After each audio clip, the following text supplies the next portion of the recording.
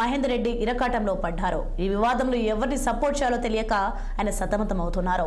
అటు తమ్ముడు నరేందర్ రెడ్డికి సంఘీభావం తెలపలేక, ఇటు ప్రభుత్వ నిర్ణయాన్ని స్వాగతించలేక మహేందర్ రెడ్డి మౌనంగా ఉన్నారు. సొంత జిల్లాలో జరిగిన ఘటనపై స్పందించాలని మీడియా ఆయన్ను అడిగితే, నేను ఏం మాట్లాడను, నన్ను ఏం అడగొద్దని అక్కడి నుంచి వెళ్లిపోయారు.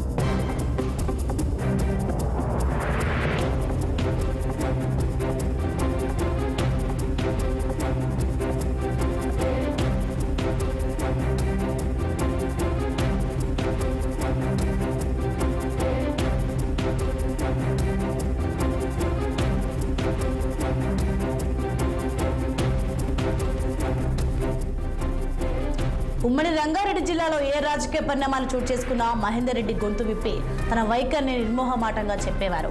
కానీ లగచర్ల ఘటనలో మాత్రం మౌనంగా ఉండిపోవాల్సి వస్తుందని ఆయన సన్నిహితులు చెబుతున్నారు.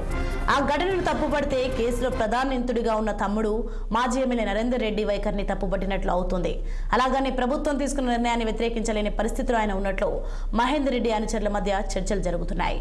పార్లమెంట్ ఎన్నికలకు ముందు మహేందర్ రెడ్డి దంపతులు బీఆర్ఎస్ నుంచి కాంగ్రెస్ లో చేరారు. దీంతో ఆయన భార్య పట్నం సునీతకు మల్కాజ్గిరి ఎంపీగా పోటీ చేసే అవకాశం కాంగ్రెస్ ఇచ్చింది.